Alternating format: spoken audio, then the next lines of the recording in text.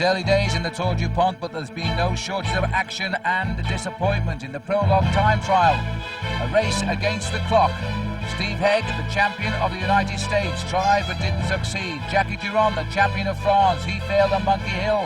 So too did Ron Kiefel, the former US champ. Scott Moniger, they all had trouble on the cobblestones of Monkey Hill. Adriano Baffi, the Italian hope, was in difficulty as well. But there were those who did succeed. Frans Maassen, he set the prologue time of 6 minutes and 7 seconds. They were aiming at that time now. Andrea Perron, he beat it with 6.6. Gianluca Bortolami, he set the fastest time of the day, while Malcolm Elliott finished in 7th position. The battle between the top two, Lance Armstrong, headed round the prologue course in a great time for him. He beat Vyacheslav Yekimov, last year's champion, but he didn't win the day. The victory went to the new and first yellow jersey, Gianluca Bortolami, on his first visit to the US. And then followed stage one from Dover to Wilmington. The riders were hot. It was a record speed, and the riders mixed it well. Steve Bauer was looking for an early stage victory. He got one last year at Richmond. But the race continued to hold together. Just two riders dangled out front, Bostic and Van Bon. They didn't stay there for long. As the race came down into the finishing line, Malcolm Elliott in third place was sharpening his wheels for a great sprint finish. But first, it was the Americans who led the race out. Eddie Gregas leading out David McCook. McCook, though, had simply gone too soon. The finishing line was not coming quick enough, so Elliott made his move on the inside. Then came the world's great sprinter, Adriano Baffi, to take on Malcolm Elliott. They battled shoulder to shoulder, and it was the Englishman Elliott, the Chevrolet LA Sheriff, who took the prize. So, as he had done last year, he had the leader's yellow jersey, but instead of 3 days like last time, this was to be for just one. On the road to Richmond, it would be a different tale. A breakaway forming just after some 30 miles covered. Jackie Durand was leading for France. George Hincapie was there for the United States. The Mapai team had missed the move, and then they really missed the day. Towards the end in Richmond, Lance Armstrong put in a tremendous attack. In sight of the finish, he was clear. He is being hunted by his most feared rival, Vyacheslav Yekimov, who is being trailed by the man who finished third last year, Andrea Perron. Perron is now on the same Motorola team as Lance Armstrong. Yekimov had to catch up with Armstrong. He had no choice but to take Perron with him.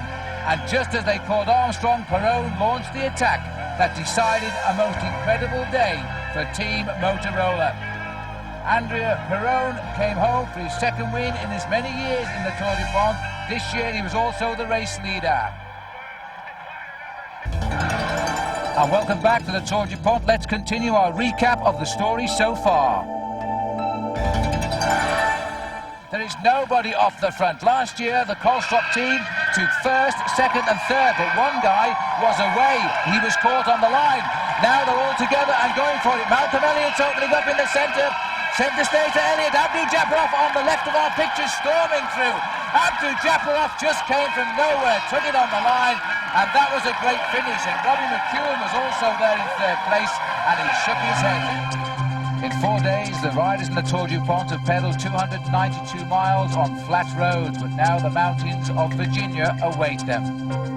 The first big decision will be made on this stage of the Tour DuPont.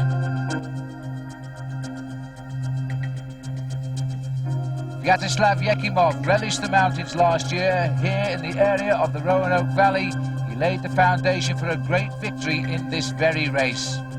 Now the man he beat, can Lance Armstrong ride out of his shadow and into the sun?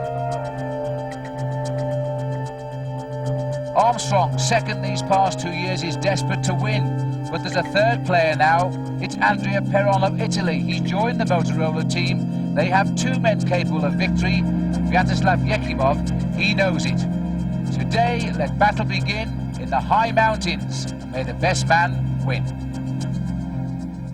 Lance Armstrong took control of the race. He did it in the style of all of the great champions. But it wasn't to be that way early on, because while Lance Armstrong was planning his day, there were other riders going out of the race with a chance of overall victory. Gianluca Bortolami, he won the first two climbs, and then on the descent of the second one, was to the right of your picture. Gianluca Bortolami, first around the corner, skidded out. He was to spend the rest of the day following, and by the end of that day would lose more than 23 minutes. His hopes of final victory had gone, but not those of Lance Armstrong. On the climb of Mountain Lake, Armstrong sprouted wings. He went clear before the summit, and he went clear by minutes. And then, when Sviatoslav Yekimov was in trouble, Armstrong's teammate followed Perron. By the finish, Lance Armstrong was a clear leader of this tour. All that's left today, the time trial. Can Yekimov fight back? It's his only chance. Everybody expected that Lance Armstrong would win in the mountains. Yekimov expected now to fight back in the 23 miles time trial. It was stage number 5, a chance for this proud Russian rider to show what he does best. That's racing alone against the clock. But as soon as the race had started, and behind him by 2 minutes was Lance Armstrong, the gaps were big, significantly so in favour of Armstrong. And although the gaps came down as Armstrong fought for the finish, he was to win the stage, surprisingly, by 8 seconds.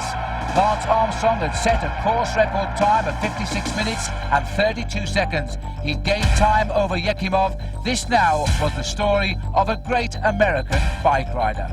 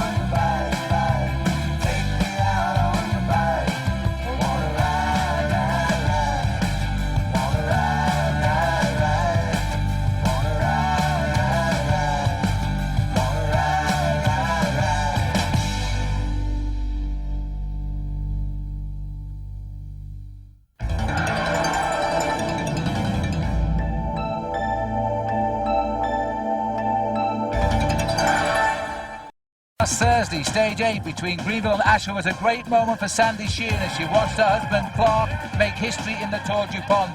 He led the race at a time with Jamaluddin Abdul-Jabbarov and then alone for 160 miles. He won the race by a handful of seconds, and this was a rider who literally had come back from serious injury in the Tour of Mexico a couple of years ago. Clark Sheehan was the first American-based winner for a number of years in this race, and was he happy for Montgomery Bell? But the very next day, the big boys were out in action again, this time on the climb to the top of Mile High Mountain at Beach Mountain, after 120 miles from the Grove Park Inn. It was a showdown for the big men again. Zenon Yaskula was in difficulty on the climb, so too was Andrea Perron, so too was Sviatoslav Yekimov, the man causing the trouble, Lance Armstrong in the yellow jersey, and the last rider to be shed was Laurent Madouas of France. Armstrong went clear with a mile still to climb to the top, and he was waiting for no one, least of all this man, Sviatoslav Yekimov, who by this stage of the race last year was the outright champion. So for the second year in succession, Lance Armstrong was winning the stage at the top of Beach Mountain. He saluted the crowd. He had stage win number 3. The next day was on the long road to Winston-Salem, and it was to provide us with another surprise result.